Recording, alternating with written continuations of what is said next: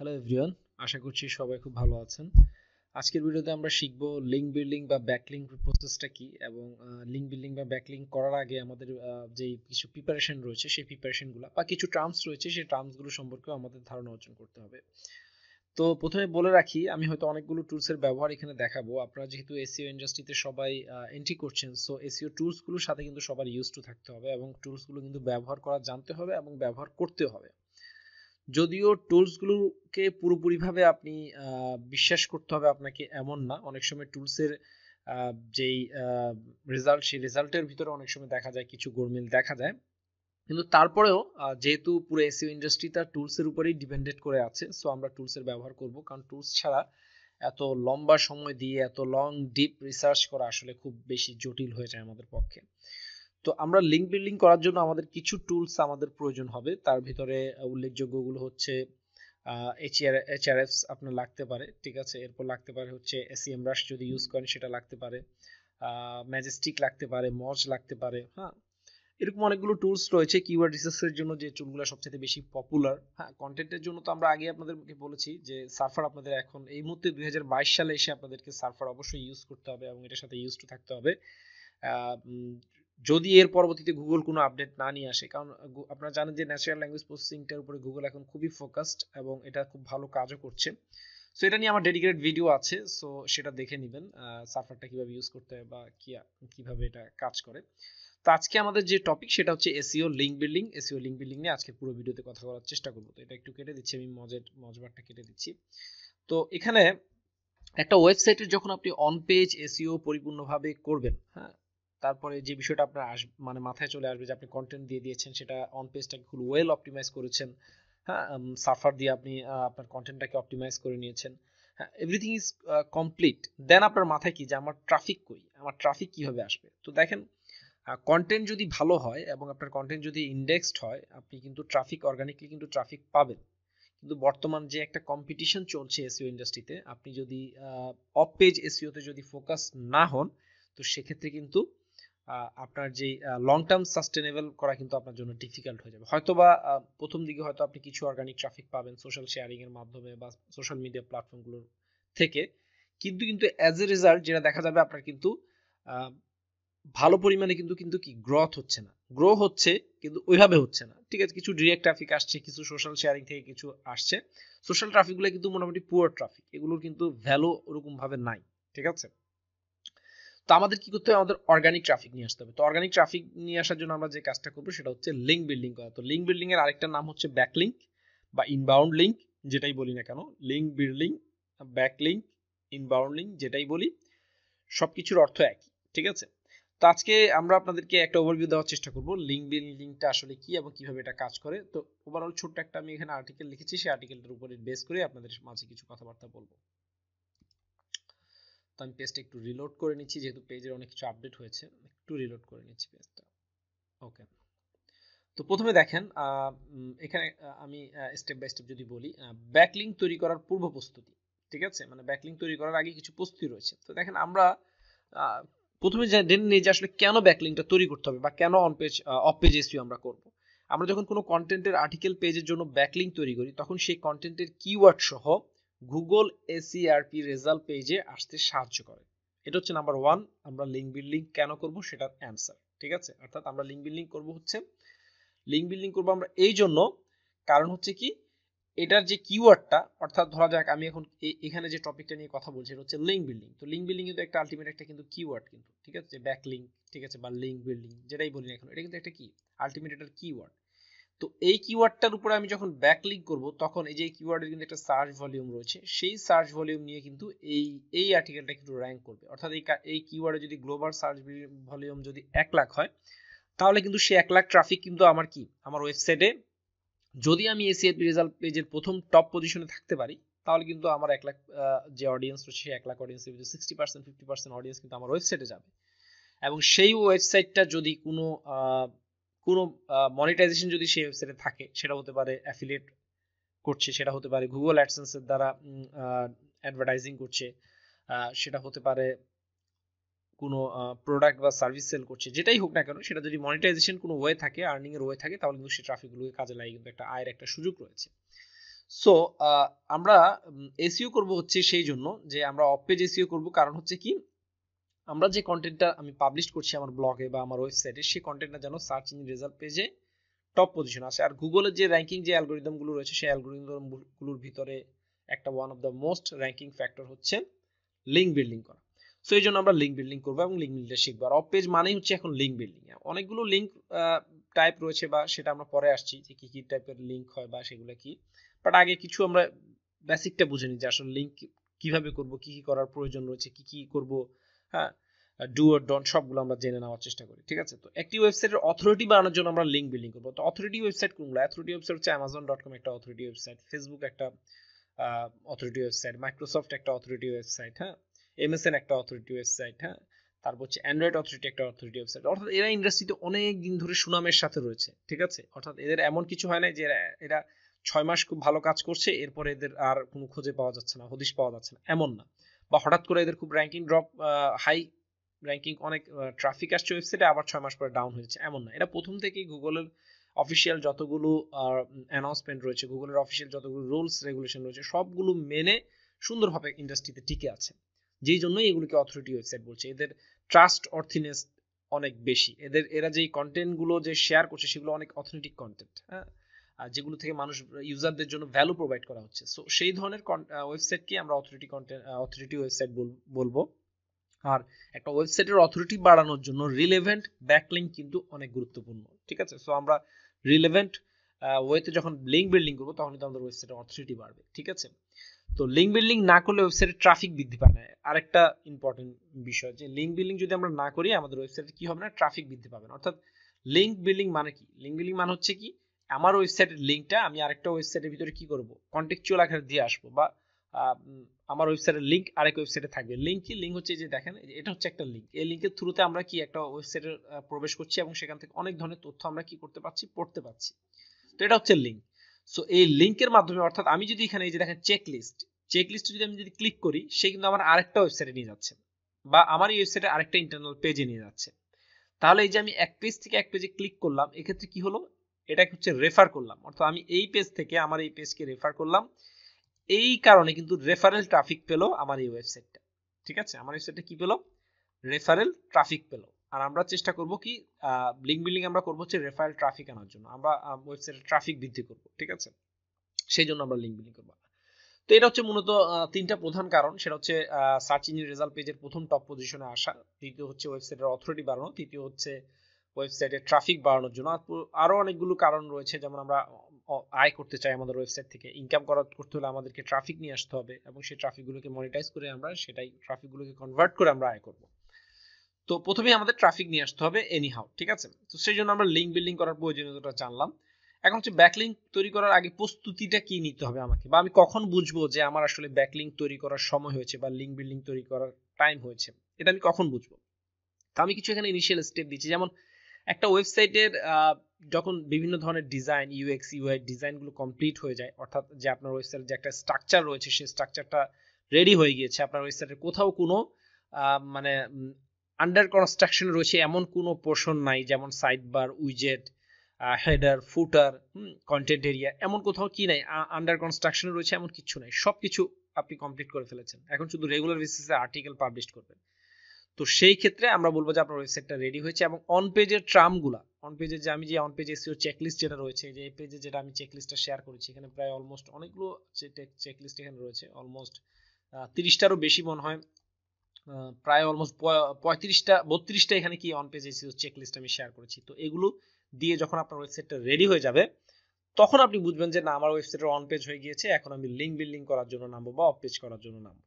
ঠিক আছে, এটা হচ্ছে প্রথম পয়েন্ট। দ্বিতীয় হচ্ছে প্রাথমিক পর্যায়ে আপনার ওয়েবসাইটে যখন আপনি দেখবেন যে 20 থেকে 30টা কন্টেন্ট পাবলিশ হয়ে যাচ্ছে, আপনি ওয়েবসাইটে সব রেডি কিন্তু আপনার কন্টেন্ট নাই, তো সে সময় আপনি কি করবেন, 20 থেকে 30টা মিনিমাম কন্টেন্ট পাবলিশ করবেন। কন্টেন্ট পাবলিশ করার পরে আপনি লিঙ্ক বিল্ডিং তৈরি করা স্টার্ট করতে পারবেন। ঠিক আছে, এটা হচ্ছে সেকেন্ড।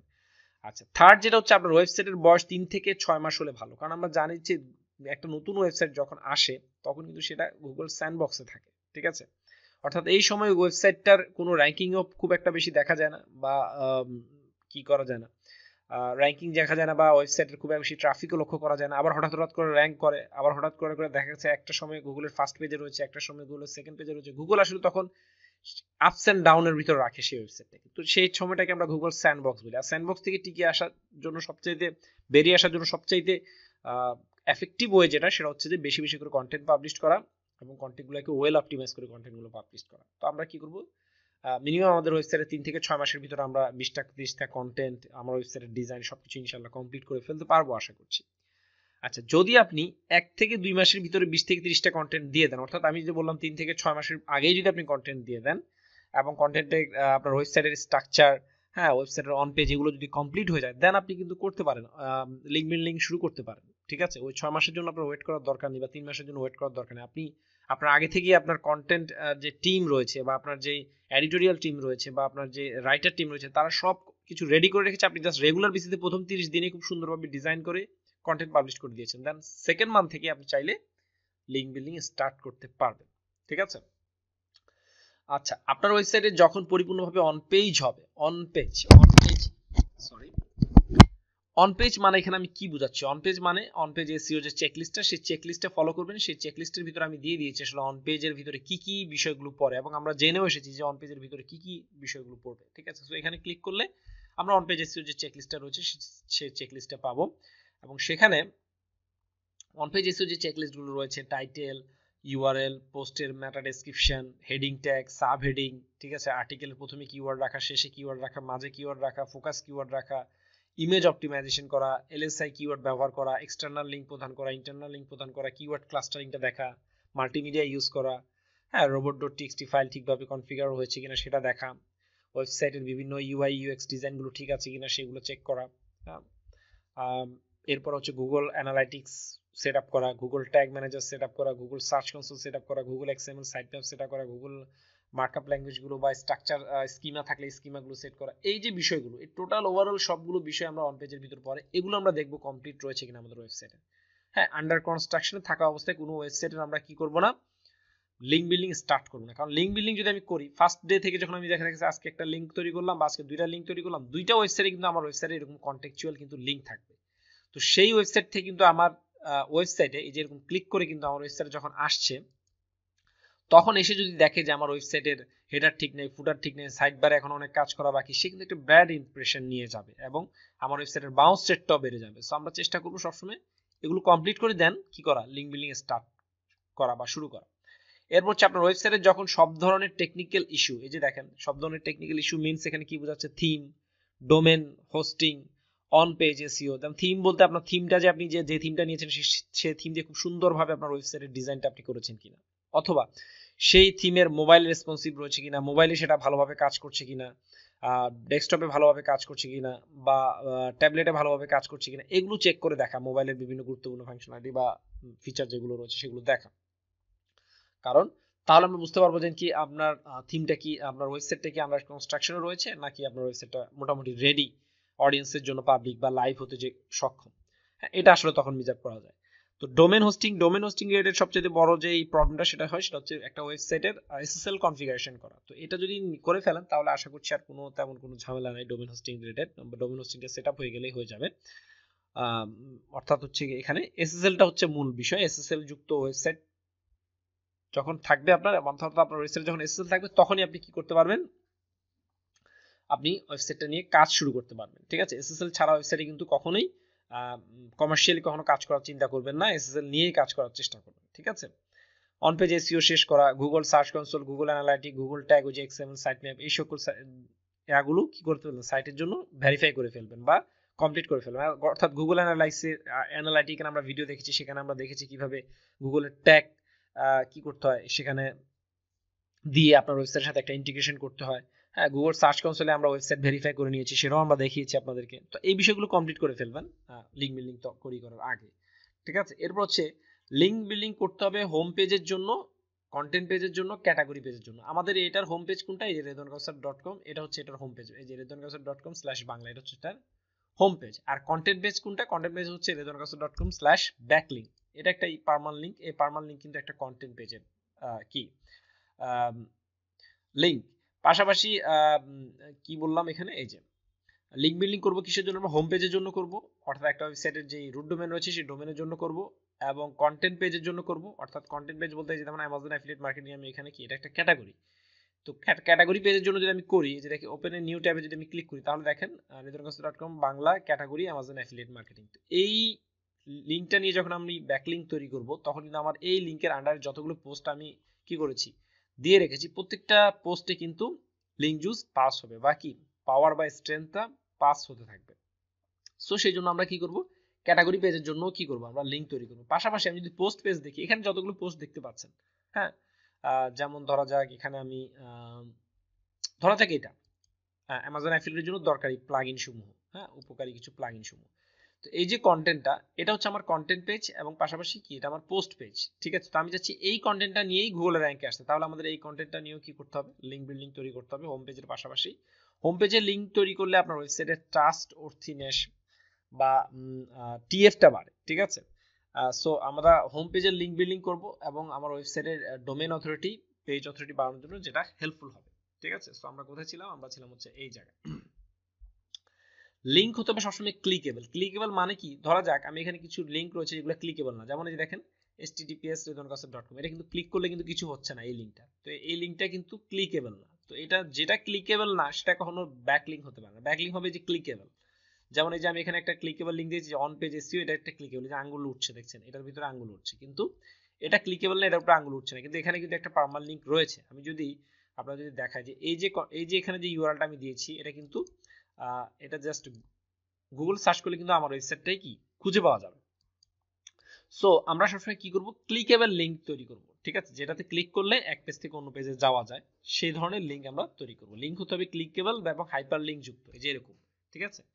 এরপর দেখেন গুগল সার্চ ইঞ্জিনে বিভিন্ন পলিসি এবং রুল মেনে লিঙ্ক তৈরি করতে হবে। গুগল সার্চ ইঞ্জিনের বিভিন্ন ধরনের পলিসি এবং রুলস গুলো কি করতে হবে, আমাকে মেনেই লিঙ্ক বিল্ডিং তৈরি করতে হবে। আদারওয়াইজ আমি যদি গুগলের রুলস গুলো না মেনে যদি লিঙ্ক বিল্ডিং স্টার্ট করি এবং কিছুদিন পরে যদি গুগল আমাকে ন ইন্ডেক্স করে দেয় আমার পুরো এন্টায়ার ওয়েবসাইটটাকে, তাহলে কিন্তু সেটা আমার জন্য কি খুবই হার্মফুল, ঠিক আছে। এরপর দেখেন ন্যাচারাল ভাবে লিঙ্ক বিল্ডিং তৈরি করা বা ম্যানুয়ালি লিঙ্ক বিল্ডিং তৈরি করা। ওই যে এখন অনেক বাজারে অনেক ধরনের সফটওয়্যার পাওয়া যায় যেগুলো দিয়ে আনলিমিটেড লিঙ্ক বিল্ডিং বা লিঙ্ক জেনারেট করা যায়। তো সেই ধরনের লিঙ্ক দিয়ে আমরা কি করব না, লিঙ্ক বিল্ডিং করব না, আমরা চেষ্টা করব ম্যানুয়ালি প্রসেসে হাত দিয়ে নিজে চেষ্টা করব সবগুলো লিঙ্ক তৈরি করার জন্য, কি করার জন্য, আমার ওয়েবসাইটকে গ্রো করার জন্য। সো এতটুকু বুঝলাম, সেটা হচ্ছে ব্যাকলিঙ্ক তৈরি করার পূর্ব প্রস্তুতি, আমরা এটা পড়ে নেব। এরপর দেখেন লিঙ্ক বিল্ডিং তৈরি করার ক্ষেত্রে সতর্কতা, আমরা কি বিষয়ে সতর্কতা অবলম্বন করব। অনেক সময় দেখা যায় যে নতুন অবস্থায় অনেক কিছু না জেনে আমরা বিভিন্ন মার্কেট প্লেস গুলো থেকে like Fiverr, Upwork, People Per Hour, freelancer, এই ধরনের ওয়েবসাইট গুলো থেকে অনেক চিপ প্রাইসে অনেক ধরনের এসইও স্পেশালিস্টের খোঁজ খবর পাই। তো যারা কি করে আমাদের ওয়েবসাইটের জন্য বিভিন্ন লিঙ্ক বিল্ডিং তৈরি করে থাকে এবং আমাদের ওয়েবসাইটে 12টা বাজিয়ে দেয়। তো ফার্স্টে যখন আপনি মানে ইনিশিয়ালি ভাবে যখন স্টার্ট করছেন লিঙ্ক বিল্ডিং, তখনই যদি আপনি এই বিষয়গুলো জানেন যে কোন কোন লিঙ্কগুলো নেওয়া যাবে না, কোন কোন লিঙ্কগুলো ক্ষতিকর, হ্যাঁ, এটা কিভাবে অ্যানালাইসিস করতে হয় বা পরীক্ষা করে বের করতে হয়, এই বিষয়গুলো যখন আপনি জেনে যাবেন তখন কিন্তু আপনার জন্য অনেক একটা হেল্পফুল হবে এই টোটাল বিষয়গুলো। তো ফার্স্টে দেখেন কি বলছে, পিভিএন ওয়েবসাইট থেকে ব্যাকলিঙ্ক না দেওয়া, যেটা ফার্স্ট গ্রেট নো, ঠিক আছে। পিভিএন ওয়েবসাইটগুলো কি, পিভিএন ওয়েবসাইটগুলোতে খুব বেশি ট্রাফিক দেখা যায় না, অনেক ওয়েবসাইটগুলোতে ট্রাফিক থাকেও না, আবার অনেকগুলোতে দেখা যায় একটু ন্যাচারাল বোঝানোর জন্য কিছু ট্রাফিক অনেক সময় থাকে, যেটা সার্চ কনসোল বা কিছু টুকটাক লিঙ্ক বিল্ডিং করা হচ্ছে এরকম ওয়েবসাইটগুলোতে কিছু কি থাকে, কিছু লিঙ্ক আমরা দেখতে পাই যেগুলো হচ্ছে পিভিএন বা প্রাইভেট ব্লক নেটওয়ার্ক নামে পরিচিত। তো এটাকে পিভিএন মিন্স প্রাইভেট ব্লক নেটওয়ার্ক, আবার পিভিএন মিন্স পাবলিক ব্লক নেটওয়ার্ক। ঠিক, দুইটার মধ্যে পার্থক্য কি, পিভিএন প্রাইভেট হচ্ছে গিয়ে আমি 8-10টা ওয়েবসাইট রেডি করেছি একই সাথে, প্রত্যেকটা ওয়েবসাইট থেকে আমি লিঙ্ক কি করব, মানে একবার কন্টেক্সচুয়াল লিঙ্ক দিব আমার ক্লায়েন্টের জন্য, আমি সার্ভিস দিব, ঠিক আছে, সেটা একটা প্রাইভেট। আর আমি যখন আমার নিজের জন্যই তৈরি করব, অর্থাৎ আমি আমার ওয়েবসাইটের জন্য, আমার একটা মানি ওয়েবসাইটের জন্য সেটাকে র্যাঙ্কে আনার জন্য আমি আরো 10টা ওয়েবসাইট তৈরি করেছি, সেগুলো পিভিএন, বাট সেটা কি পাবলিক পিভিএন, আমার নিজস্ব কাজের জন্য আমি সেটা ব্যবহার করব, ঠিক আছে। তো এই ধরনের ওয়েবসাইট থেকে আমরা কি করব না, ব্যাকলিঙ্ক নিব না, ঠিক আছে। এরপর হচ্ছে ইরিলেভেন্ট ওয়েবসাইট থেকে ব্যাকলিঙ্ক না নেওয়া। ইরিলেভেন্ট মানে কি, ধরা যাক আমি এই ওয়েবসাইটটাতে আমি ডিজিটাল মার্কেটিং, অনলাইন মার্কেটিং, হ্যাঁ, এই ধরনের টপিকগুলো নিয়ে আমি আপনাদের মাঝে আলোচনা করছি। এখন আমি যদি একটা হেলথ রিলেটেড ওয়েবসাইট থেকে যদি আমার এই ডিজিটাল মার্কেটিং রিলেটেড ওয়েবসাইটের জন্য যদি আমি একটা লিঙ্ক নেই, সেটা কিন্তু মোটেই রিলেভেন্ট হলো না। তো ইরিলেভেন্ট ওয়েবসাইট থেকে আমরা কি করব না, লিঙ্ক বিল্ডিং করব না। এরপর হচ্ছে যে সমস্ত ওয়েবসাইটে প্রচুর পরিমাণে আউটবাউন্ড লিঙ্ক, অর্থাৎ আউটবাউন্ড লিঙ্ক আমরা দেখলেই বুঝতে পারি, যেমন ধরা যাক আউটবাউন্ড লিঙ্কের সবচেয়ে চমৎকার উদাহরণ হচ্ছে বিভিন্ন ওয়েবসাইটগুলো আমরা অনেক সময় ফলো করলে দেখি যে একটা ওয়েবসাইটের অনেক লিঙ্ক, মানে প্রত্যেকটা লাইনের লিঙ্ক লুক লাইক উইকিপিডিয়ার মতো, ঠিক আছে। তো এই লিঙ্কগুলো একটা ওয়েবসাইটের মাল্টিপল এতগুলো 20-30টা লিঙ্কের মানে হচ্ছে তারা এক্সিস্টিং কন্টেন্ট থেকে তারা কি করছে, লিঙ্ক সেল করেছে। তো এটা একটা খুবই একটা খারাপ একটা দিক, কারণ কেউ যখন লিঙ্ক নিবে আপনার ওয়েবসাইট থেকে সে কিন্তু নো ফলো লিঙ্ক নিবে না, কারণ আমরা জানি নো ফলো লিঙ্ক কোনো কাজে আসে না, নো ফলো লিঙ্কের মাধ্যমে কোনো লিঙ্ক জুস পাস হয় না। তাহলে আমরা কি করবো, আমরা ডু ফলো লিঙ্ক নিব। আর যখন একটা ওয়েবসাইটের ভিতরে প্রচুর পরিমাণে আমরা দেখবো যে সে ডু ফলো লিঙ্ক দিয়ে বসে আছে, তার মানে তার ওয়েবসাইটের যত অথরিটি আছে, যদি অথরিটি সম্পন্ন ওয়েবসাইট হয়, না হলে তো ভিন্ন কথা, যদি কোনো ওয়েবসাইটের অথরিটি থাকে সে অথরিটি কিন্তু আস্তে আস্তে পাস হতে থাকে। সো আমরা সেই ধরনের যেই ধরনের ওয়েবসাইটের অনেক প্রচুর পরিমাণে আউটবাউন্ড লিঙ্ক রয়েছে, আউটবাউন্ড লিঙ্ক মানে হচ্ছে যেটাকে সংক্ষেপে ওবিএলও বলা হয়। তো আউটবাউন্ড লিঙ্ক, অতিরিক্ত আউটবাউন্ড লিঙ্ক যুক্ত ওয়েবসাইট থেকে আমরা কি করবো না, লিঙ্ক নিব না, ঠিক আছে। যেমন একটা 1000 ওয়ার্ডের পেজে একজন ব্যক্তি 5 থেকে 10 বার সে কি করতে পারে, আউটবাউন্ড লিঙ্ক দিতে পারে চাইলে। কিন্তু এখন একটা পেজে যদি আপনি দেখেন যে 10 থেকে 15টা বা 20টারও বেশি আউটবাউন্ড লিঙ্ক যাচ্ছে, অর্থাৎ প্রত্যেকটা পেজ টু পেজ সে কি করছে, 1000 ওয়ার্ডের একটা কন্টেন্টে 20টা আউটবাউন্ড লিঙ্ক। সো এই ধরনের ওয়েবসাইট দেখেই বোঝা যাচ্ছে যে সেটা সেই ওয়েবসাইটের খুব একটা পজিশন খুব একটা ভালো নেই। তো আমরা সেই ধরনের ওয়েবসাইটগুলো অ্যাভয়েড করার চেষ্টা করব। এরপর হচ্ছে এক্সেসিভ ব্লক কমেন্টিং পেজ থেকে লিঙ্ক না নেওয়া। এক্সেসিভ ব্লক কমেন্টিং মানে হচ্ছে আমি একটা কন্টেন্ট ওয়েবসাইটে গেলাম, ধরা যাক এই ওয়েবসাইটে আপনি কি করেছেন, ল্যান্ড করে এসেছেন, বা ধরা যাক এই ওয়েবসাইটে আপনি ল্যান্ড করে এসেছেন। এখন ওয়েবসাইটের একবার নিচের দিকে যদি আসেন, দেখবেন যে অথর কিন্তু তাকে কি দিচ্ছে, একটা কমেন্ট সেকশন দিচ্ছে যে তুমি এখানে কি করো, তোমার এই পোস্ট সম্পর্কে কোনো মতামত থাকলে তুমি কমেন্ট করে জানাও, তোমার নাম দাও, তোমার ইমেল অ্যাড্রেস দাও, তোমার ওয়েবসাইট অ্যাড্রেস দাও। এটা হলো একটা প্রসেস, মানে ব্লক কমেন্টিং করা। এখন এমন কোনো সাইট থেকে আমরা বা এমন কোনো পোস্ট থেকে আমরা লিঙ্ক বিল্ডিং তৈরি করবো না যেই পোস্টের ভিতরে বা যেই ওয়েবসাইটের পোস্টের ভিতরে প্রচুর পরিমাণে কি রয়েছে, এরকম কমেন্ট ব্যাকলিঙ্ক রয়েছে, মানে সেই ওয়েবসাইটের পোস্টের নিচে অনেক পরিমাণে কমেন্ট ব্যাকলিঙ্ক রয়েছে, এবং প্রত্যেকটা অনেকগুলো ডু ফলো হচ্ছে, অনেকগুলো নো ফলো হচ্ছে। সো এই যে অতিরিক্ত পরিমাণে যে এই কমেন্ট ব্যাকলিঙ্ক গুলা, এই ধরনের ওয়েবসাইট যদি আমরা দেখি তাহলে আমরা সেগুলো কি করবো, স্কিপ করার চেষ্টা করবো, সেই ধরনের ওয়েবসাইট থেকে লিঙ্ক নিব না। কারণ সে যত বেশি লিঙ্ক দিয়েছে তত বেশি তার ওয়েবসাইটের অথরিটি জুসগুলো পাস হয়ে গিয়েছে, এবং এই যে যতগুলো ওয়েবসাইটকে সে লিঙ্ক লাইভ করেছে কমেন্টের থ্রুতে, সেই ওয়েবসাইটগুলো যদি ইন ফিউচারে ভবিষ্যতে কোনো প্রকার যদি কোনো একটা ওয়েবসাইট পেনাল্টি খায়, তাহলে তার পাশাপাশি সবগুলো ওয়েবসাইটই পেনাল্টি খাওয়ার সম্ভাবনা রয়েছে। সো আমরা চেষ্টা করবো এই ধরনের ওয়েবসাইট থেকে লিঙ্ক না নেওয়ার জন্য, আমাদের ওয়েবসাইট তাতে সেফ থাকবে। আচ্ছা, এরপর হচ্ছে বিভিন্ন নিষিদ্ধ ক্যাটাগরি, যেমন গ্যাম্বলিং, প্রন, ড্রাগ, হ্যাঁ, এই ধরনের ওয়েবসাইট থেকে আমরা কখনোই কি করব না, লিঙ্ক নিব না। এরপর হচ্ছে ভিন্ন ভাষার ল্যাঙ্গুয়েজের ওয়েবসাইট, অর্থাৎ আমি বাংলা কন্টেন্ট নিয়ে কাজ করছি, আমি ইংলিশ একটা ওয়েবসাইট থেকে কি করলাম, লিঙ্ক নিলাম। আমি ইংলিশ কন্টেন্ট নিয়ে কাজ করছি, আমি স্প্যানিশ বা চাইনিজ একটা ওয়েবসাইট থেকে লিঙ্ক নিলাম। তো এই ধরনের ল্যাঙ্গুয়েজ প্রবলেম যে সকল ওয়েবসাইটে রয়েছে সেই সকল ওয়েবসাইট থেকে আমরা কি করব না, লিঙ্ক নিব না। আমরা অ্যাজ ইউজুয়াল ইউনিভার্সাল হচ্ছে ইংলিশ ওয়েবসাইট থেকে আমরা চাইলে পারলে লিঙ্ক নিব, তাও যদি আমার কন্টেন্টের সাথে রিলেভেন্ট হয়। হ্যাঁ, তারপর হচ্ছে কোনো ওয়েবসাইটে সাইড বার, হেডার, ফুটার ইত্যাদি থেকে লিঙ্ক নিব না, ঠিক আছে। সাইড বার, হেডার, ফুটার এই সকল জায়গা থেকে আমরা কি করব না, লিঙ্ক নিব না। তো লিঙ্ক বিল্ডিং করার ক্ষেত্রে এইগুলো হচ্ছে সতর্কতা। এবার হচ্ছে লিঙ্ক বিল্ডিং করার আগে জেনে নেন লিঙ্কের বিভিন্ন এসেনশিয়াল কিছু পার্ট বা অফ পেজের কিছু এসেনশিয়াল পার্ট, সেগুলো আমাদের একটু প্রথমে জানা দরকার। তো প্রথমে দেখেন প্রাথমিক ব্যাকলিঙ্ক বা ফাউন্ডেশন ব্যাকলিঙ্ক। নতুন একটি ওয়েবসাইটে লিঙ্ক বিল্ডিং করার সময় সর্বপ্রথম ফাউন্ডেশন বা কিছু ব্যাকলিঙ্ক আমরা করে থাকি, যেগুলোকে বেসিক ব্যাকলিঙ্কও বলা হয়। সব সময় বেশিরভাগ ক্ষেত্রেই এই ব্যাকলিঙ্ক গুলো প্রোফাইল ব্যাকলিঙ্কের মতো দেখা যায়, এবং এই ধরনের লিঙ্ক গুলোতে আমরা চাইলে নেকেড ইউআরএল ইউজ করতে পারি, অথবা আমরা ব্র্যান্ডেড কিওয়ার্ড দিয়েও কি করতে পারি, লিঙ্ক বিল্ডিং করতে পারি। তো নেকেড ইউআরএল মিন্স হচ্ছে আপনার যে কন্টেন্টটা, আপনার যে রুট ডোমেনটা সরাসরি সেই রুট ডোমেনটাকে আমরা নেকেড ইউআরএল বলছি। আর কন্টেন্ট নেকেড ইউআরএল এর সাথে যদি আপনি ব্র্যান্ডেড কন্টেন্ট যদি ধরেন, ব্র্যান্ডেড কন্টেন্ট মানে হচ্ছে যেমন আমাদের ডোমেন নেমটা যদি একটা ব্র্যান্ডেড ডোমেন হয়, তাহলে সেই নামের সাথে আমাদের কি একটা ব্র্যান্ডেড শুজ থাকতেই পারে, ঠিক আছে। সো আমরা কি করব, ব্র্যান্ডেড কিওয়ার্ড দিয়ে লিঙ্ক তৈরি করব, ঠিক আছে। তো ব্র্যান্ডেড কিওয়ার্ড হলো আপনার ব্র্যান্ড বা পণ্যর সাথে সরাসরি যুক্ত একটি বিষয় আর কি, এটাকে একটা সরাসরি যুক্ত একটা সেন্টেন্স এখানে বলা হয়েছে। তো এই টাইপের ব্যাকলিঙ্ক গুলা সাধারণত social media and search engine থেকেই আসলে এই ধরনের লিঙ্ক বিল্ডিং গুলো সোর্স পাওয়া যায় বা তৈরি করা হয়। তো তো বেসিক ফাউন্ডেশন ব্যাকলিং তৈরি করার কিছু সোর্স আমি এখানে দিয়ে দিব, সেখানে ক্লিক করলে আপনারা কিছু প্রোফাইল ব্যাকলিং করার কিছু সোর্স আপনারা পেয়ে যাবেন। আচ্ছা, এবার হচ্ছে যে বিষয়গুলো না জানলে তার মধ্যে একটা হচ্ছে লিঙ্ক ডাইভার্সিটি। এটা আসলে কি, এটা নিয়ে আসলে একটু কথা বলি। তো লিঙ্ক ডাইভার্সিটি হচ্ছে এমন এক ধরনের লিঙ্ক বিল্ডিং স্ট্র্যাটেজি যার মাধ্যমে আপনি কোনো নির্দিষ্ট পেজ বা পোস্টের জন্য বিভিন্ন সোর্স থেকে লিঙ্ক তৈরি করবেন, ঠিক আছে, যেমন guest post, directory submission, blog commenting, forum posting ইত্যাদি। এছাড়া বিভিন্ন ভেরিয়েশনের ডোমেন থেকে লিঙ্ক নিয়ে আসার চেষ্টা করবেন, যেমন .gov, .edu, .com, .net, .org। হ্যাঁ, এই ধরনের টপ লেভেলে যে সকল ডোমেন রয়েছে সেই ডোমেনগুলো থেকে কি করবেন, সেই ডোমেন থেকে লিঙ্ক নিয়ে আসার চেষ্টা করবেন। কারণ আপনি যত বেশি লিঙ্ক ডাইভার্সিটি রাখবেন তত বেশি আপনার ওয়েবসাইটের অথরিটি বৃদ্ধি পাবে। Link velocity. আচ্ছা, লিঙ্ক ভেলোসিটিটা কি? লিঙ্ক ভেলোসিটি সম্পর্কে search engine journal total complete একটা আর্টিকেল পাবলিশ করছে, চাইলে আপনি এখান থেকে পড়ে আসতে পারেন। তবে আমি সংক্ষেপে বলছি, সেটা হচ্ছে লিঙ্ক ভেলোসিটি হচ্ছে সমান তালে লিঙ্ক তৈরি করে যাওয়া। অর্থাৎ এমন যেন না হয় আমি এক মাসে 20টা লিঙ্ক তৈরি করলাম, পরবর্তী 6 মাস কোনো খবর নাই, এমন যেন না হয়। গুগল বলে যে তুমি একদিনে অনেক লিঙ্ক তৈরি করো না, তুমি প্রতিদিন একটা ন্যাচারাল ওয়েতে 2টা 3টা 5টা 10টা 15টা এভাবে করে কি স্টেপ বাই স্টেপ আগাতে থাকো, ঠিক আছে। তো এক সময় অনেক বেশি লিঙ্ক তৈরি করা, আবার এক সময় অনেক কম তৈরি করা, ধারাবাহিকতা বজায় থাকে না। আসলে লিঙ্ক ভ্যালিডিটিটাই বলছে যে ধারাবাহিকভাবে বজায় রাখুন আপনি, ঠিক আছে। লিঙ্ক তৈরি করার সময় এই প্রসেসটাকে ন্যাচারাল ভাবে বা ম্যানুয়ালি না করা হয় তাহলে এর গুণাগুণ বুঝতে পারবে। আপনি গুগলকে ম্যানিপুলেট করার জন্য বিভিন্ন প্ল্যাটফর্ম থেকে লিঙ্ক বাই করছেন, এরা যদি গুগল বুঝতে পারে আপনার জন্য প্যানেলটি কিন্তু রেডি, ঠিক আছে। তো আমরা লিঙ্ক ভ্যালোসিটিটা বুঝলাম। এরপর হচ্ছে হাইপার লিঙ্ক বা হাইপার টেক্সট। হাইপার লিঙ্কটা এই যে আমরা দেখতে পাচ্ছি এখানে হাইপার টেক্সটের একটা এক্সাম্পল দেওয়া রয়েছে। এখানে href = URL, এখানে আপনার URLটা দিবেন, এখানে লিঙ্ক, এই যে আপনার এই যে এটা হচ্ছে একটা কি HTML একটা ট্যাগ লিঙ্ক বিল্ডিং তৈরি করার জন্য, ঠিক আছে।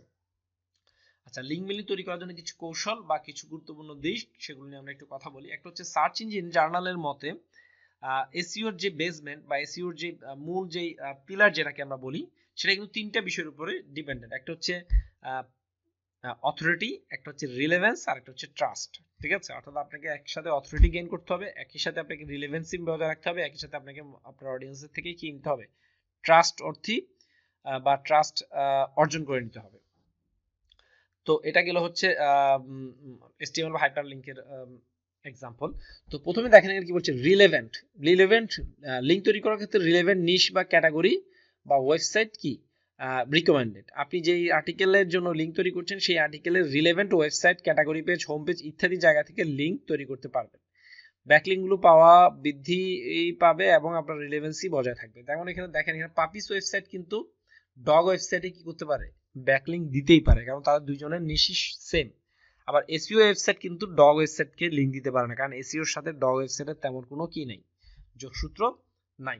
তাহলে আমরা কি করব, এই যে লিঙ্ক রিলেভেন্সিটা বজায় রাখার চেষ্টা করব। এখানে একটা চিত্রের মাধ্যমে দেখানো হয়েছে আসলে লিঙ্ক রিলেভেন্সিটা আসলে দেখার জন্য এখানে একটা চিত্রের মাধ্যমে দেখানো হয়েছে।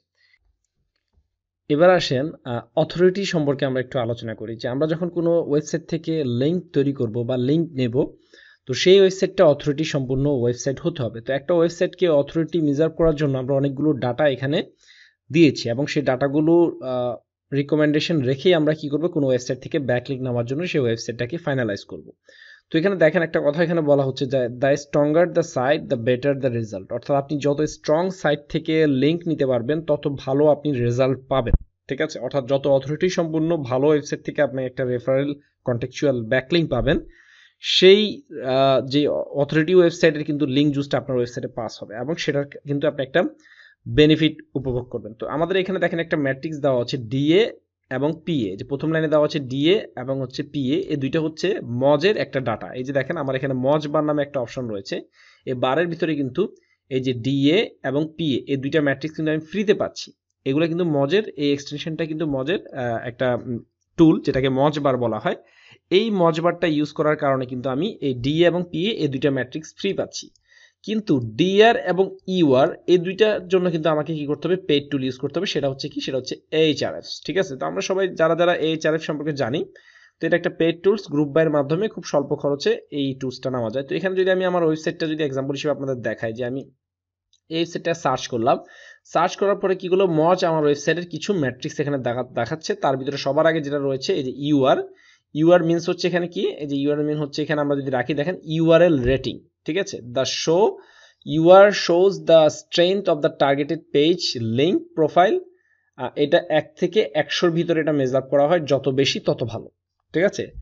ডিআরটা হচ্ছে কি ডোমেন রেটিং। ডোমেন রেটিংটা আসলে এটা ডেভেলপ হয় হচ্ছে আপনার ওয়েবসাইটের অথরিটির উপরে, আপনার ওয়েবসাইটের কন্টেন্টের উপরে, আপনার ওয়েবসাইটের লিঙ্কের উপরে, সব কিছু নিয়ে এটা কি করে এইচআরএফ এই ম্যাট্রিক্সটা দেয়। এটা হচ্ছে এইচআরএফ এর ম্যাট্রিক। তো এইচআরএফ এর এই ডোমেন রেটিং এর ডিআর এবং ইউআরএল রেটিং এর ইউআর, ঠিক আছে, অর্থাৎ এই দুইটা ম্যাট্রিক্স আমরা কোথা থেকে পাবো, এইচআরএফ থেকে পাবো।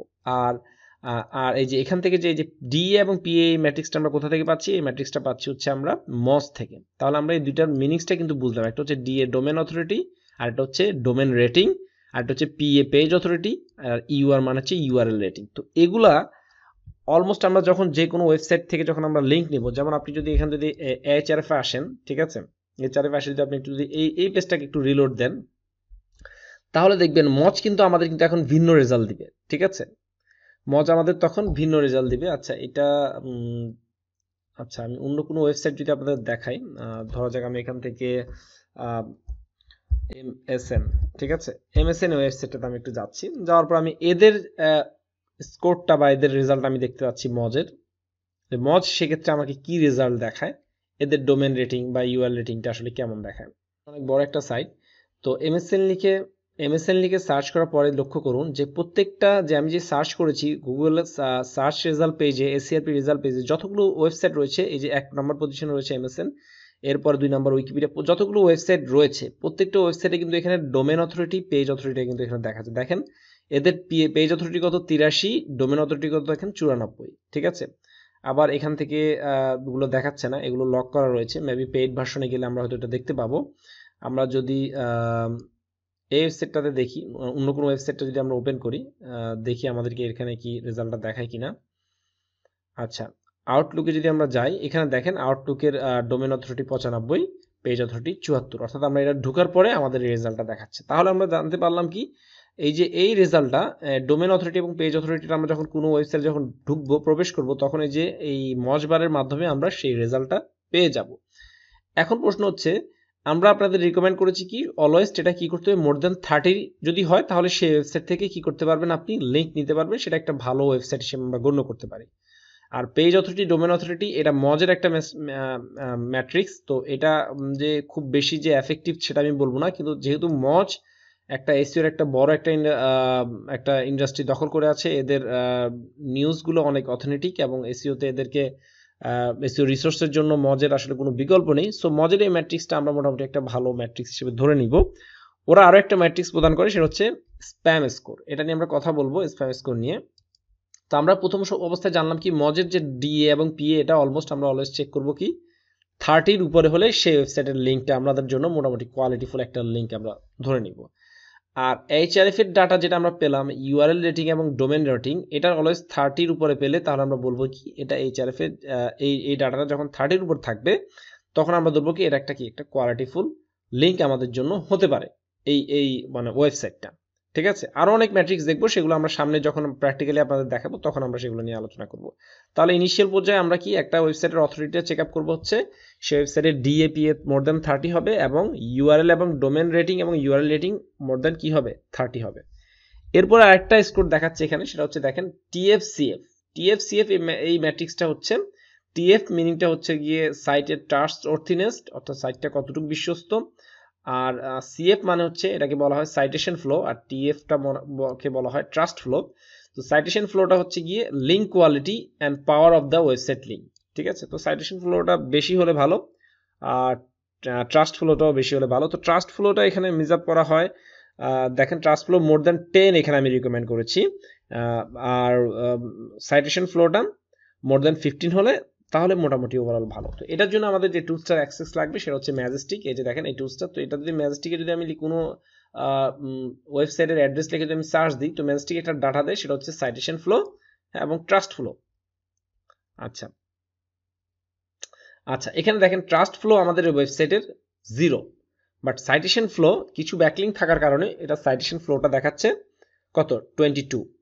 তাহলে দেখেন এই যে ট্রাস্ট ফ্লো এবং সাইটেশন ফ্লোর ভিতরে কিন্তু একটা কম্বিনেশন থাকতে হবে, অর্থাৎ এমন যেন না হয় আপনার ট্রাস্ট ফ্লো 0 সাইটেশন ফ্লো 22 হয়ে এখানে আমার এটা দেখাচ্ছে। তাহলে কি আমার অবশ্যই আমার ওয়েবসাইটে ট্রাস্ট বাড়াতে হবে। ট্রাস্ট বাড়ানোর জন্য ওই যে আমি কি বলেছি, রিলেভেন্ট ওয়েবসাইট থেকে আপনার কি করে নিয়ে আসতে হবে, ব্যাকলিঙ্ক নিয়ে আসতে হবে। হ্যাঁ, যত বেশি রিলেভেন্ট হবে তত বেশি আপনার ট্রাস্ট স্কোরটা বাড়বে আপনার। ঠিক আছে, তো আমরা চেষ্টা করব এই ট্রাস্ট স্কোরটা বাড়ানোর জন্য। ঠিক আছে, আর সাইটেশন ফ্লো তো আমরা বলেছি আমাদের যেই ব্যাকলিঙ্কগুলো আমরা পেয়েছি আমাদের ওয়েবসাইটে, সেই ব্যাকলিঙ্কের পাওয়ারের উপরে এটা কি ডিপেন্ড করছে, এই সাইটেশন ফ্লোটা। হ্যাঁ, সো এখন আপনি কি করতে পারেন, আপনি এই যে ট্রাস্ট অর্থিনেস বা টিএফটা বাড়ানোর জন্য যেই বিভিন্ন বিষয়গুলো লক্ষ্য রাখতে পারেন। যখন আপনি কি করছেন, আপনি লিঙ্ক বিল্ডিং করছেন, তখন চেষ্টা করেন যে অথরিটি সাইট থেকে আপনার ব্যাকলিঙ্কগুলো আসা। ঠিক আছে, মানে গুগল যে সকল ওয়েবসাইটকে ট্রাস্ট করে, গুগল যে সকল ওয়েবসাইটের নিউজটাকে অথেন্টিক মনে করে, সেই সকল ওয়েবসাইট থেকে কি করেন, লিঙ্ক নিয়ে আসার চেষ্টা করেন। তো এই ডাটাগুলো ওভারঅল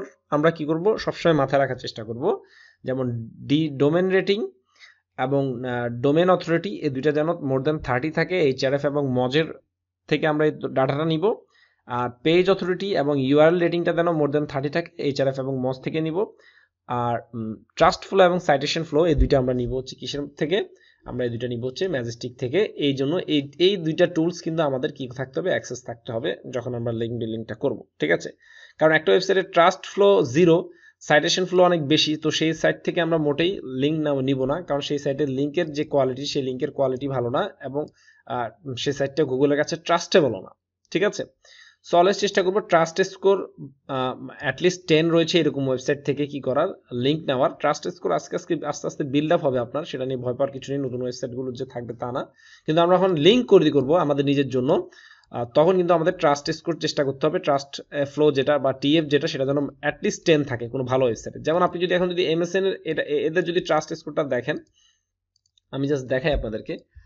এমএসএন এর যদি আপনি ট্রাস্ট স্কোরটা যদি দেখেন, এই যে এখানে যদি আমি একটু সার্চ করি, তাহলে দেখবেন এদের কিন্তু একটা কিন্তু আপনি ট্রাস্ট স্কোর পাবেন। কিন্তু দেখেন এদের ট্রাস্ট ফ্লো কত পাওয়া গেছে এখানে, 88 এবং সাইটেশন ফ্লো 73। তার মানে খুব ভালো একটা কম্বিনেশন কিন্তু ট্রাস্ট ফ্লো এবং সাইটেশন ফ্লোর ভিতর রয়েছে। তারা যে লিঙ্ক তৈরি করছে বা লিঙ্ক তারা যেটা পাচ্ছে, সেটার কিন্তু একটা কিন্তু ট্রাস্ট অর্থিনেস রয়েছে।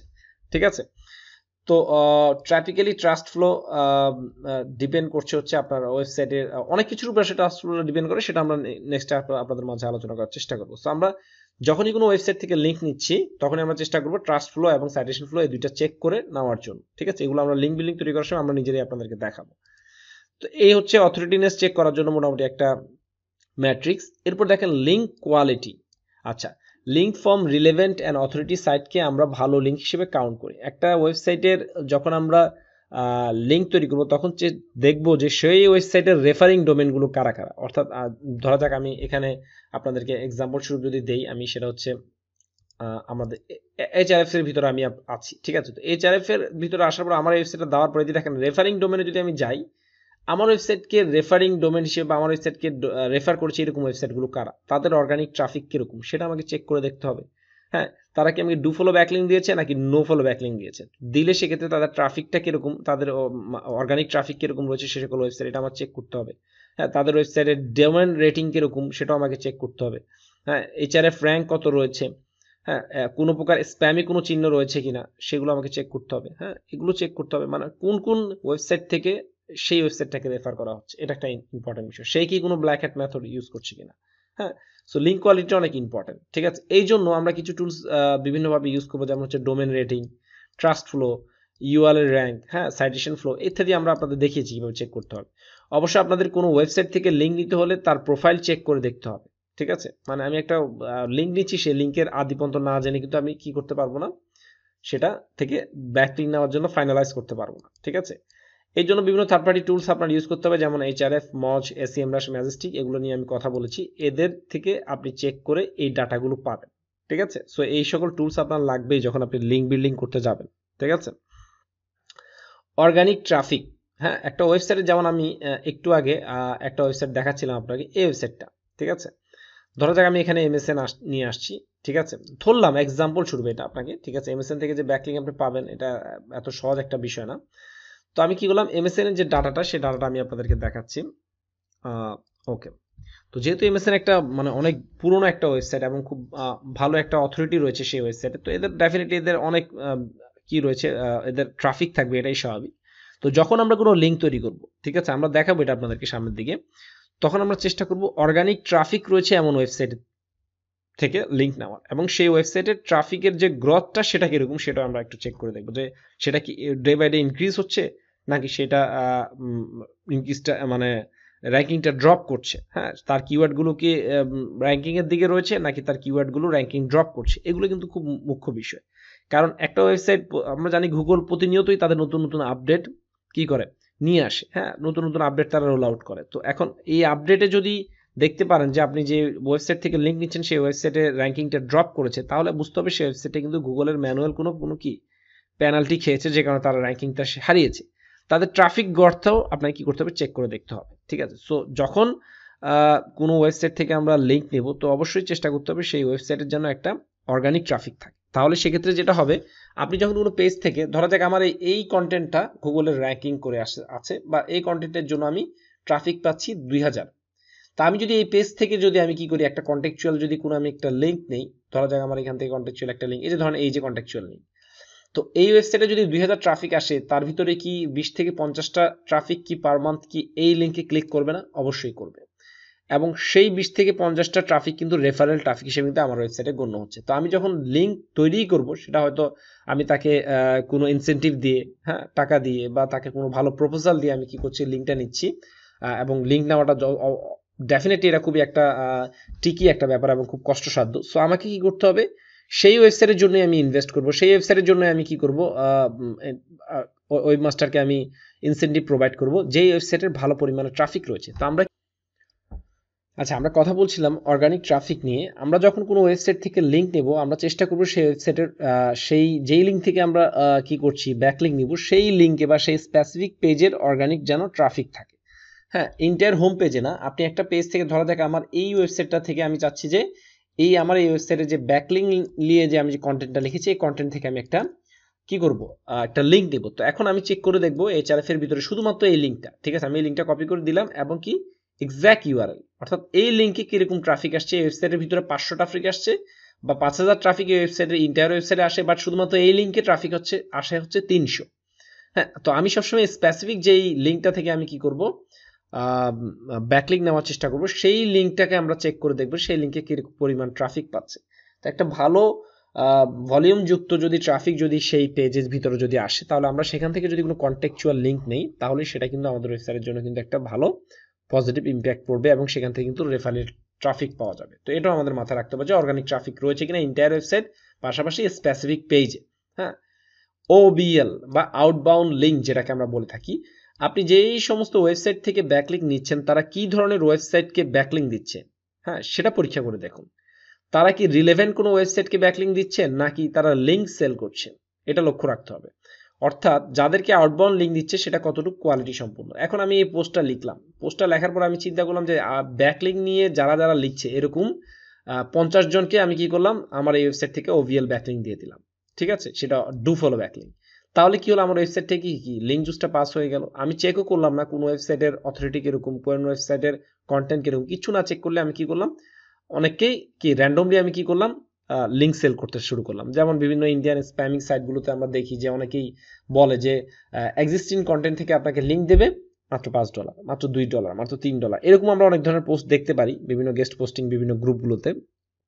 এটা কিন্তু একবারে বিগ একটা নো এই ধরনের কন্টেক্সচুয়াল লিঙ্ক নেওয়া থেকে, অর্থাৎ এক্সিস্টিং পোস্ট থেকে লিঙ্ক নেবেন, হ্যাঁ, এবং সেটার ভিতরে প্রচুর পরিমাণে OVL লিঙ্ক থাকবে। সো অ্যাভয়েড করতে হবে এই ধরনের কাজকে। অর্থাৎ যে সকল ওয়েবসাইটে প্রচুর পরিমাণে OVL লিঙ্ক বা আউটবাউন্ড লিঙ্ক রয়েছে সেই সকল ওয়েবসাইট থেকে আমরা কি করব না, লিঙ্ক নিব না। অথবা ধরা যাক আমি ওয়েবসাইট থেকে লিঙ্ক নিয়েছি এবং এদের যে রেফারিং ডোমেনটা সেটা দেখলাম, বা এরা যে ওয়েবসাইট থেকে রেফার পাচ্ছে বা রেফার হচ্ছে, বা এরা যে এক্সটার্নাল লিঙ্ক দিচ্ছে তাদের যে পেজ থেকে, যেমন এই পেজটা, তো এই পেজটাতে আমি অবশ্যই ডেফিনেটলি ভিজিট করে দেখবো যে এই ওয়েবসাইট কতগুলো এক্সটার্নাল লিঙ্ক দিয়েছে এবং তাদের কোয়ালিটিগুলো কিরকম। ঠিক আছে, সেটাও আমাকে চেক করে দেখতে হবে। আচ্ছা, এরপর হচ্ছে ইন্ডেক্স পেজ। দেখেন আপনি একটা কন্টেন্ট, আমি ওই যে robotdocs.txt পেজে আমি বলেছিলাম যে বিভিন্ন পেজকে ন ইন্ডেক্স করে রাখা যায় গুগলের বট এর, গুগল যে robotdocs.txt রয়েছে সেই টিএক্সটি ফাইলের মাধ্যমে আপনি চাইলে স্পেসিফিক পেজকে ব্লক করে রাখতে পারবেন। অর্থাৎ যেন গুগল বট আপনার ইন্টায়ার ওয়েবসাইটের সব পেজে আসবে কিন্তু একটা স্পেসিফিক পেজে আসবে না। তো ম্যাক্সিমাম ক্ষেত্রে আমি দেখেছি, যেহেতু লিঙ্ক বিল্ডিং এর কাজ করতে গিয়ে অনেক ইন্ডিয়ানদের সাথে কাজ করার সৌভাগ্য হয়েছে, তো সেক্ষেত্রে আমি একটা জিনিস লক্ষ্য করেছি যে ইন্ডিয়ানরা কিন্তু এই টেকনিকটা অবলম্বন করে। তারা যখন কোনো পেজ থেকে আপনাকে লিঙ্ক দিচ্ছে সেই পেজটাকে তারা নন ইন্ডেক্স করে রাখে এবং সেখান থেকে খুব ভালো পরিমাণে প্রফিটও তারা নেয়। ঠিক আছে, সব ইন্ডিয়ানরা যে এটা করে তা না, কিছু কিছু স্পেসিফিক ক্ষেত্রে আমি দেখেছি এরকম করে যে নন ইন্ডেক্স পেজে আপনাকে লিঙ্ক দিয়ে দেয়। ঠিক আছে, তো এটা কিন্তু আপনার জন্য একটা আপনি ডু ফলো ব্যাক লিঙ্ক পাচ্ছেন কিন্তু সেটা ইন্ডেক্সেবল না। তো ওই ধরনের লিঙ্ক নিয়ে আপনার কোনো লাভও নাই। আপনার লিঙ্কটা কি করতে হবে, ইন্ডেক্সেবল হতে হবে। আচ্ছা, এরপর হচ্ছে লিঙ্ক অ্যাট্রিবিউশন। এটা কি দেখি, লিঙ্ক তৈরি করার সময় ডু ফলো এবং নো ফলো দুইটারই কি রাখতে হবে, ব্যালেন্স রাখতে হবে। যদিও আমরা জানি নো ফলো ব্যাকলিঙ্কের কোনো ভ্যালুই নেই, কিন্তু তারপরও দুইটার সমান রাখতে হবে। কারণ শুধু যদি ডু ফলো ব্যাকলিঙ্ক তৈরি করেন তাহলে কিন্তু একটা প্রবলেম তৈরি হওয়ার সম্ভাবনা রয়েছে যে গুগল মনে করবে যে আপনি গুগলকে ম্যানিপুলেট করার চেষ্টা করেছেন। সো এটা করা যাবে না। আমাদের কি করতে হবে, ডু ফলো এবং নো ফলো দুইটার ব্যালেন্স বজায় রেখে 80-20 বা 70-30 এরকম মানে একটা কম্বিনেশন বজায় রেখে লিঙ্ক বিল্ডিং চালিয়ে যেতে হবে। এক্ষেত্রে একটি বিষয় লক্ষণীয় যে আপনি যখন আপনার ওয়েবসাইটে ইন্টারনাল লিঙ্ক করবেন তখন সেগুলো কি করবেন, ডু ফলো রাখবেন। ঠিক আছে, অর্থাৎ এক পেজ থেকে অন্য পেজে যখন লিঙ্ক দিচ্ছেন তখন সেটাকে ডু ফলো রাখার চেষ্টা করুন। ঠিক আছে, আবার যখন এক্সটার্নাল লিঙ্ক বা আউটবাউন্ড লিঙ্ক দিবেন, অর্থাৎ আপনার পেজ থেকে বাইরের কোনো পেজে চলে যাবে, সেক্ষেত্রে সেটা অবশ্যই ডেফিনেটলি নো ফলো রাখবেন। কারণ আপনি যদি সেটা ডু ফলো দেন তাহলে কিন্তু আপনার ওয়েবসাইট থেকে কিন্তু লিঙ্ক জুসটা পাস হয়ে গেল। তো এটা করা যাবে না। শুধুমাত্র ডু ফলো লিঙ্কগুলো এক পেজ থেকে অন্য পেজে পেজ ভ্যালু পাস করে, এটা মনে রাখতে হবে। নো ফলো লিঙ্ক কোনো কাজে আসে না। এটা জাস্ট লিঙ্কের যে ডাইভার্সিটিটা যেটা রয়েছে সেটা ঠিক রাখার জন্য এই নো ফলো লিঙ্কগুলো আমরা তৈরি করব। হ্যাঁ, ডু ফলো লিঙ্ক নেওয়ার ফলে আপনার ওয়েবসাইটের টিএফ এবং সিএফ বাড়বে, যেটাকে আমরা বলেছিলাম ট্রাস্ট ফ্লো এবং সাইটেশন ফ্লো। এটা বৃদ্ধি পাবে। যত বেশি ডু ফলো ব্যাকলিঙ্ক নেবেন তত বেশি আপনার ওয়েবসাইটের টিএফ এবং সিএফ গুলো বাড়তে থাকবে এবং ইউআরএল রেটিং এবং ডোমেন রেটিংগুলো অটোমেটিকলি বাড়তে থাকবে। শুধুমাত্র ডু ফলো লিঙ্কের ক্ষেত্রেই এক পেজ থেকে অন্য পেজে লিঙ্ক জুস পাস হয়, এটা আমাদের মনে রাখতে হবে। তাই আমরা কি করব, ডু ফলো লিঙ্কই করব। আচ্ছা, লিঙ্ক টাইপ। সাধারণত লিঙ্কগুলো 4 ধরনের হয়ে থাকে। টেক্সটের মাঝখান থেকে লিঙ্ক, ইমেজের মাধ্যমে link, sponsor link, UGC link, এগুলো এই টাইপের আসলে লিঙ্কগুলো বেশি দেখা যায়। ঠিক আছে, তো এরপর রয়েছে দেখেন ট্রাস্ট রেশিও। ঠিক আছে, তো আমরা কি করব, এখানে একটা কথা বলা বাহুল্য, সেটা হচ্ছে আমরা সবসময় টেক্সট এবং ইমেজ থেকে লিঙ্ক নেওয়ার চেষ্টা করব। ঠিক আছে, এরপর দেখেন ট্রাস্ট রেশিও। হ্যাঁ, according to the company, a TF-CF ratio of 1:1.80। ঠিক আছে, TF-CF রেশিওটা কি রাখবেন, 1:1.80 রাখবেন। এটা হচ্ছে আইডিয়াল। ঠিক আছে, তো এখানে একটা ক্যালকুলেশন দিচ্ছে যে আপনি TF-CF-টা কিভাবে ক্যালকুলেট করবেন। TF-CF-টা ক্যালকুলেট করবেন হচ্ছে trust flow divided by citation flow equal to trust ratio. অর্থাৎ আপনি একটা ওয়েবসাইটের ট্রাস্ট রেশিওটা তখনই বুঝতে পারবেন যখন দেখবেন কি তার ট্রাস্ট ফ্লো এবং সাইটেশন, ট্রাস্ট ফ্লোকে সাইটেশন ফ্লো দিয়ে ভাগ করলে আমরা সেটা পাবো হচ্ছে এই যে এই কিসের মাধ্যমে, আমরা ম্যাজেস্টিক থেকে সেটা পাবো। আমরা যদি ক্যালকুলেটর যদি একটু ওপেন করি, আচ্ছা, ক্যালকুলেটর ওপেন করার পরে আমরা দেখলাম ম্যাজেস্টিকে এই ওয়েবসাইটের ট্রাস্ট ফ্লো হচ্ছে 88 এবং সাইটেশন ফ্লো হচ্ছে 73। তাহলে আমরা 88 ডিভাইড বাই 73, তাহলে আমাদের রেজাল্ট আসতে গেলো 1.20। এটা আমাদের রেজাল্ট আসতো। তো আমরা এখানে একটা কথা বলেছি, দেখেন এটা রেজাল্ট যদি 1.2 মানে এরকম যদি থাকে, মানে এটা 1 থেকে 1.80 এটা যদি থাকে, ট্রাস্ট রেশিওটা যদি 1 থেকে 1.80 থাকে, তাহলে এটা আপনার জন্য একটা আইডিয়াল ওয়েবসাইট হতে পারে লিঙ্ক নেওয়ার জন্য। ঠিক আছে, এর বেশি হলে তো ভালো, কিন্তু কম হলে সেটা আপনার জন্য কি, একের নিচে যদি হয় তাহলে সেটা কি মোটেই ভালো একটা কি হবে না, একটা ডিসিশন হবে না কোন ওয়েবসাইট থেকে লিঙ্ক নেওয়া। যেমন আমরা আমাদের ওয়েবসাইটে কি দেখেছিলাম, আমরা আমাদের ওয়েবসাইটে দেখেছিলাম কি, আমাদের যেই ওয়েবসাইটটা সেই ওয়েবসাইটের ট্রাস্ট ফ্লোটা আমরা কিভাবে বের করেছিলাম। আমাদের ট্রাস্ট ফ্লো ছিল 0। হ্যাঁ, এটা ভাগ করেছিলাম আমরা কত দিয়ে, আমাদের 23। তাহলে রেজাল্টটা কি আসতেছে 0, মানে আমাদের ট্রাস্ট ফ্লো কি এখানে নাই। তো আপনাকে কি করতে হবে, এই যে এরকম প্রত্যেকটা ওয়েবসাইটে ট্রাস্ট ফ্লো এবং সাইটেশন ফ্লো দিয়ে ভাগ করলে, ট্রাস্ট ফ্লো এবং সাইটেশন ফ্লো দিয়ে ভাগ করলে আমরা ট্রাস্ট রেশিওটা পাবো। আর ট্রাস্ট রেশিওটা কি হবে, ট্রাস্ট রেশিওটা আমাদের হতে হবে সবসময় 1 থেকে 1.80 ভিতর যদি হয়, সেক্ষেত্রে এটা একটা গুড ট্রাস্ট রেশিও, আমরা সেই ওয়েবসাইট থেকে লিঙ্ক নিতে পারি। আশা করছি বুঝতে পেরেছেন। ওয়েব স্প্যাম স্কোর, এটা মজার একটা ডাটা, সেটা আমরা দেখিয়েছিলাম আপনাদেরকে। এই যে মজ বার, এই যে এখানে যে বারটা রয়েছে, এটা যদি একটু ওপেন করি, এই মজের একটা দ্বারা এটাতে এই স্প্যাম স্কোরটা দেখায়। তো এই ওয়েব স্প্যাম স্কোর মজ এর একটি ম্যাট্রিক্স, যার মাধ্যমে একটি ওয়েবসাইটের লিঙ্কের কোয়ালিটি যাচাই করা হয়। স্প্যাম স্কোর 1 থেকে 100-র ভিতরে থাকে, অর্থাৎ এটা 1 থেকে 100 পর্যন্ত হয়। এটি যত বেশি থাকবে তত খারাপ মনে করতে হবে একটা ওয়েবসাইটের লিঙ্কের যে ভ্যারিয়েশন বা লিঙ্কের ভিতরে, ব্যাকলিঙ্কের ভিতরে নিশ্চয়ই কোনো ঝামেলা রয়েছে। 1 থেকে 5 নর্মাল ধরা হয়, তবে 5-এর বেশি হলে আপনার ওয়েবসাইটকে নিয়ে কিন্তু আপনার চিন্তা করা শুরু করে দিতে হবে যে কেন এত বেশি স্প্যাম স্কোর আসছে। হ্যাঁ, A score is 1 to 30 is considered low spam score. A score is 31 to 60% is considered medium spam score, R A score is 61% to 100% is considered high spam score. ঠিক আছে? তো আগে একটা সময় স্প্যাম স্কোর বেশি হলে সাইটকে পেনাল্টি দেওয়া হতো বা এরকম সাইটের র্যাঙ্কিং ড্রপ হতো, এরকম একটা ধারণা ছিল, কিন্তু বর্তমান ক্ষেত্রে এটা আসলে খুব একটা বেশি যে ওয়ার্ক করছে তা না। তবে আপনি যেই স্প্যাম স্কোর যে বাড়ার মূল কারণটা হচ্ছে যে খারাপ ওয়েবসাইট থেকে বা ব্যাড ওয়েবসাইট থেকে কিছু ব্যাড ব্যাকলিঙ্ক তৈরি হয়ে যাওয়া বা তৈরি আসা, অনেকে আসলে বিভিন্ন সফটওয়্যার ইউজ করছে, বিভিন্ন অটোমেশনের মাধ্যমে আসলে লিঙ্ক তৈরি করার চেষ্টা করছে। সো এগুলোর কারণে স্প্যাম স্কোরগুলো বাড়তে থাকে। তো অ্যাজ এ রেজাল্ট আমরা যেটা করবো, এই লিঙ্কগুলোকে ফাইন্ড আউট করে আমরা কি করব, এগুলো গুগল লিঙ্ক ডিসেবল টুলের মাধ্যমে এটা কি করে দেবো, ডিসেবল করে দিব। এটা আমরা দেখবো ইনশাল্লাহ কিভাবে খারাপ লিঙ্কগুলো আসলে ডিসেবল করতে হয়। আচ্ছা, লিঙ্ক ফার্মিং। হ্যাঁ, লিঙ্ক ফার্মিংটা কি একটু বলি, আমাদের প্রায় ভিডিওর আমরা শেষের দিকে চলে এসেছি। লিঙ্ক ফার্মিংটা হচ্ছে, লিঙ্ক ফার্মিং গুগলের সম্পূর্ণ নিষিদ্ধ। এটি একটি ব্ল্যাক হ্যাট এসইও মেথড। যে সকল ওয়েবসাইটে লিঙ্ক ফার্মিং করে সার্চ ইঞ্জিন তাদেরকে গুগল থেকে ডিইন্ডেক্স করে দেয় এবং পেনাল্টি দেয়। মানে ওয়েবসাইট আপনার খুঁজেই পাওয়া যাবে না আপনার ওয়েবসাইটকে, এমন একটা অবস্থা হয়ে যাবে, এবং পেনাল্টি দিবে।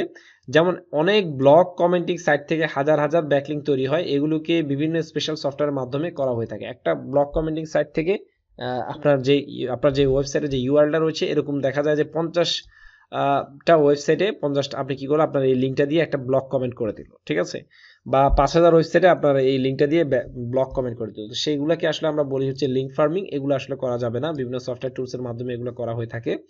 অথবা এমন কোনো পেজ যেখানে প্রচুর পরিমাণে এক্সটার্নাল লিঙ্ক বা ব্যাকলিঙ্ক তৈরি করা হয়েছে, অর্থাৎ যে ব্যাকলিঙ্ক সেল করার জন্য যে সকল ওয়েবসাইট কাজে লাগায়, এটাও এক ধরনের লিঙ্ক ফার্মিং। গুগল দেখলেই বুঝতে পারে যে একটা ওয়েবসাইটে 1000 ওয়ার্ডের কন্টেন্টের ভিতর 30টা আপনার কি হয়েছে, এক্সটার্নাল লিঙ্ক গিয়েছে, তার বাইরে লিঙ্ক গিয়েছে। তো এটা কিন্তু আনইউজুয়াল, এত এক্সটার্নাল লিঙ্ক কিন্তু কেউ দেয় না। হ্যাঁ, তো সেক্ষেত্রে সেটাও আমরা লিঙ্ক ফার্মিং এর পর্যায়ে পড়বে, এবং এই ধরনের ওয়েবসাইটগুলো কিন্তু পেনাল্টি খাওয়ার জন্য কিন্তু রেডি। এরপর দেখেন কন্টেক্সচুয়াল ব্যাকলিং। আমরা যখন লিঙ্ক তৈরি করব তখন কন্টেক্সচুয়ালি করব। কন্টেক্সচুয়াল কি? কন্টেক্সচুয়াল যে ক্লিক করা যায়, হ্যাঁ, কন্টেন্টের মধ্য থেকে যে কোনো একটা অংশকে, কনটেক্সটটাকে তুলে ধরে সেটা কি হচ্ছে, কন্টেক্সচুয়াল লিঙ্ক তৈরি করা হয়। সো আমরা অলওয়েজ কি করব, কন্টেক্সচুয়াল লিঙ্ক তৈরি করব। এক্ষেত্রে অ্যাঙ্কর টেক্সটের ভ্যারিয়েশন রাখবো, যেহেতু অ্যাঙ্কর টেক্সট অনেক ইম্পর্টেন্ট। অ্যাঙ্কর টেক্সটের ভিতরে আমরা learn more, read more, watch মোর, হ্যাঁ, বা এলএসআই কিওয়ার্ড, হ্যাঁ, ন্যাচারাল ল্যাঙ্গুয়েজ প্রসেসিং এর যে টার্মসগুলো রয়েছে, বিভিন্ন এনএলপি কিওয়ার্ড, এগুলো আমরা রাখতে পারি কন্টেক্সচুয়াল ব্যাকলিঙ্কের ভিতরে, কনটেক্সটের ভিতরে টেক্সট হিসেবে অ্যাঙ্করে করার জন্য আমরা এই ধরনের ওয়ার্ডগুলো ইউজ করতে পারি। এরপর হচ্ছে ড্রিপ ফিড। এটা একটু দেখেন, সাধারণভাবে ধীর গতিতে লিঙ্ক তৈরি করাকে বলা হচ্ছে ড্রিপ ফিড। আপনি প্রতি মাসে একটি নির্দিষ্ট লিঙ্ক তৈরি করার প্ল্যান করলেন এবং সেটা সারা বছর করে গেলেন, এটাকে ড্রিপ ফিড বলা হয়। যেমন ধরা যাক, এক্সাম্পল স্বরূপ বলি যে আমি এক মাসে 20টা লিঙ্ক তৈরি করেছি, পরবর্তী 6 মাসে আমার কোনো খবর নাই, তাহলে কি হলো, আমার ওয়েবসাইটে কিন্তু কি ন্যাচারাল প্রসেসটা কিন্তু বজায় রাখলো না। আবার আমি কি করলাম, প্রতি মাসে টার্গেট নিলাম 3টা করে ব্যাকলিঙ্ক করবো, সারা বছর ব্যাকলিঙ্ক করে যাবো, হাই অথরিটি ব্যাকলিঙ্ক। তো সেটা কিন্তু একটা ভালো, একটা কোয়ালিটিফুল একটা ওয়ে। আস্তে আস্তে ধীরে ধীরে কিন্তু আপনার ওয়েবসাইটটা প্রোগ্রেস হচ্ছে। তো এখানে একটা বিষয় আমি স্কিপ করে গিয়েছিলাম, সেটা আমার আবার একটু মনে আসলো, সেটা হচ্ছে ওকে, এই যে লিঙ্ক টাইপ। ঠিক আছে, লিঙ্ক টাইপের গেলে আমি যদি একটু আমাদের ওয়েবসাইটে না গেলে আপনি হয়তো বিষয়টাকে আপনাকে ভালোভাবে বোঝানো যাবে না, আমি একটু জাস্ট আমাদের ওয়েবসাইটে গিয়ে দেখাই যে কোনটা ডু ফলো কোনটা নো ফলো। ঠিক আছে, এটা আমরা কিভাবে বুঝবো বা কিভাবে রিয়েলাইজ করবো, অনেকভাবেই রিয়েলাইজ করা যায়। একটা হচ্ছে ভিউজ পেজ রিসোর্স থেকে গিয়ে আপনি দেখা যায় লিঙ্কের অ্যাক্টিভেশনটা কি দেওয়া রয়েছে, হ্যাঁ, এটা দেখে চেক করা যায়।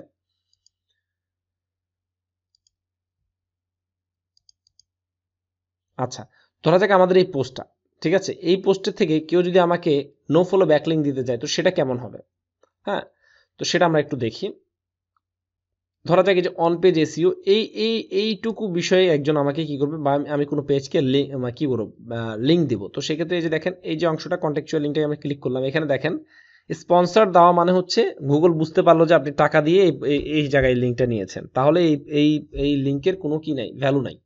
হ্যাঁ, নো ফলো দেওয়া মানে হচ্ছে গিয়ে গুগলকে ওয়ার্ডকে বললেন যে তুমি এই ওয়েবসাইটের সমস্ত লিঙ্কগুলোকে ভিজিট করো, দেখো, কিন্তু নো ফলো যে লিঙ্কটা দিলেন, এই লিঙ্কটা নো ফলো, এই লিঙ্কে তুমি কি করো না, ভিজিট করো না। তার মানে কি আমাদের সেই লিঙ্কের কোনো ভ্যালু নাই যদি সেখানে এরকম নো ফলো একটা মার্ক দিয়ে দেয়, অথবা স্পন্সর একটা মার্ক দিয়ে দেয়। ঠিক আছে, এরপর হচ্ছে ইউজিসি, এটা হচ্ছে কি, এটাও নো ফলো। ঠিক আছে, এই ধরনের ইউজিসি বা নো ফলো লিঙ্ক দিলে সেক্ষেত্রে সেটা আমাদের জন্য কি নয়, মোটেই একটা কোয়ালিটিফুল লিঙ্ক ব্যাক লিঙ্ক হলো না। আমরা জাস্ট কি করবো, open in a new tab দিব, আমাদের যে কন্টেক্সটটা থাকবে সেই কন্টেক্সটের মধ্যে থেকে আমরা কি করব, এরকম একটা কন্টেক্সচুয়াল লিঙ্ক দিয়ে দিব। এটাই হচ্ছে আমাদের ডু ফলো লিঙ্ক, অর্থাৎ নো ফলো সাইন যদি ইউজ না করি তাহলে সেটাই হয়ে যাবে কি ডু ফলো ব্যাক লিঙ্ক। ঠিক আছে, সো আমরা মোটামুটি আমরা অনেক কিছু জানলাম। আর লিঙ্ক বিল্ডিং তৈরি করার ক্ষেত্রে কি কি সতর্কতা অবলম্বন করতে হবে বা কি কি বিষয় মাথায় রাখতে হবে, কোন কোন ওয়েবসাইটকে লিঙ্ক নেওয়ার জন্য আমরা চুজ করব না, এগুলো মোটামুটি আমরা জানলাম। নেক্সটে আমরা ব্যাক লিঙ্ক তৈরি করার একবারে মানে প্র্যাকটিক্যাল মেথডটা আপনাদের মাঝে শেয়ার করার চেষ্টা করবো, যে কিভাবে আসলে কোন ধরনের লিঙ্ক আসলে কাজ করে একটা ওয়েবসাইটের র্যাঙ্কিং এর জন্য, এবং সেটার জন্য ইনিশিয়াল কোন স্টেপটা আমাদের নিতে হবে। পাশাপাশি আমি আপনাদেরকে কিছু ইমেল টেমপ্লেটও আপনাদের মাঝে শেয়ার করার চেষ্টা করব নেক্সট ভিডিওতে, যাতে কোন কোন টাইপের ইমেল বা কোন কোন ফরম্যাটের ইমেলগুলো শেয়ার করলে আসলে আপনি ভালো একটা রেসপন্স পাবেন, ভালো একটা ফিডব্যাক পাবেন, বা একটা লিঙ্ক পাওয়ার জন্য কোনগুলো আসলে সবচেয়ে বেশি ভালো কাজ করে, সেই বিষয়গুলো নিয়ে আপনাদের মাঝে নেক্সট ভিডিওতে কথা বলবো। ধন্যবাদ।